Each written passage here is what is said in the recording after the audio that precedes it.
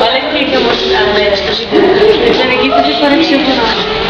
Não, não é dela não. Não, é minha aqui.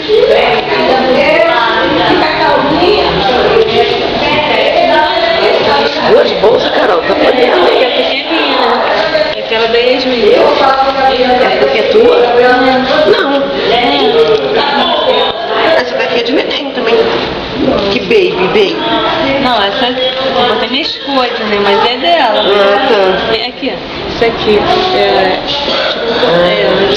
Dá pra cicatrizar. É. Isso daqui que eu botava. É só de cicatrizar. Aí agora eu peço outro. Tu tá botando aqui? Bota. Aí aqui toma banho e espirra. É bom, hein? É. Porque Eu também vou pedir a doutora o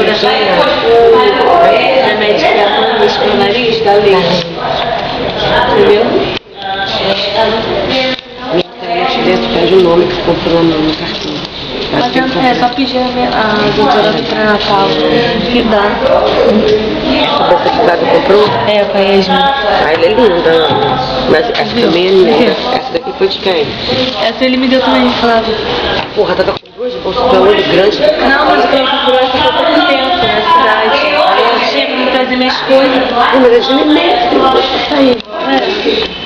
Ainda bota as duas bolsas, ainda saca, você pode de um jeito e sai de outro. E o pai ainda pode carregar.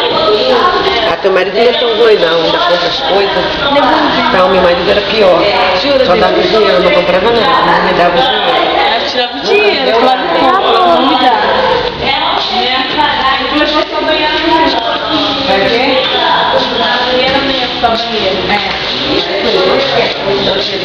O papel da registrada que tu quer levar? Ah, me dá. Ele pode da manhã, aí ele registra. Aí compra banheiro, porque você vai ter que registrar. Então ele vai ter que fazer isso tudo amanhã. Mas ele vai cedo registrar, porque deve ficar na sua casa. Porque tem que fazer 48 horas. Ela vai ser meio-dia. Ah, tá. Deixa eu falar. Para registrar tem que levar algum documento meu?